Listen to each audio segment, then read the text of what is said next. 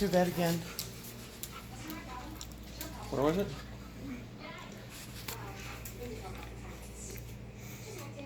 Oh, that's the spot. That's the spot.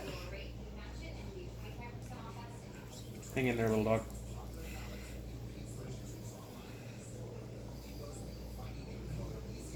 Little bear. Aw. Hi guys, welcome back. Today I'm going to do a short review on the book Renaissance, art movement series, and it's by Vivid Publishers. Chintaka Herith is the illustrator, and they did a wonderful job. What I love the most about this book is the creativity that went into it. Now, back during the Renaissance, it was the time of rebirth. The year 1800 till 1700. Good God, Lori, get my brain working. It's been a long time. The Renaissance was a period of rebirth, the time where artists finally came out from under the church. During the medieval period, everything when it came to the arts was run strictly by the church and governed heavily by the church. So you see a lot of very dark blood, violence, winning good over evil. You saw a lot of that. And also the clothing, there was no human form. They used heavy drapery for clothing. Perspective was almost non-existent. It was very flat. Then they started moving into the Renaissance, which started in Italy. And artists, first of all, the economy got a lot better. And artists were freer and moving away from the church. And they were developing different techniques that were, well, basically their perspective. In the 1500s, even canvases came available to them, although very, very expensive. I mean, it was very expensive for one of those miniature canvases. You can just imagine what a big canvas would have cost. And you also have to remember the expense. They didn't have Hobby Lobby. They had to actually go out and make their own paint from the elements. So you can almost appreciate that you pick up a blue pencil now and it's blue, or you could pick up green or whatever. You don't even think twice about it. Back then they actually had to import it.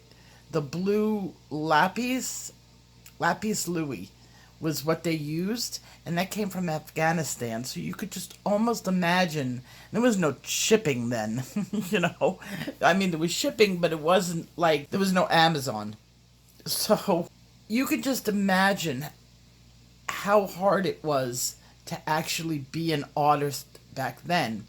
And then to have the church tell you what you can and cannot paint. So all of a sudden they get into this period of time in Italy where they moved away from the church, and all of a sudden they started painting again in the Roman Grecian style.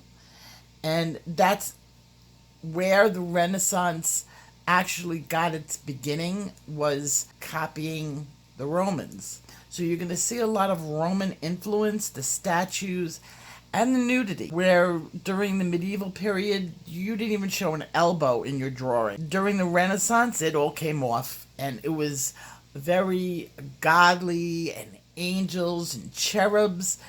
And cherubs came actually about because people who were having portraits taken or done, they would include their children. And during the medieval times, children were painted as miniature adults. They didn't have that baby cuteness. Now we're entering the Renaissance and entering cherubs. You got your babies.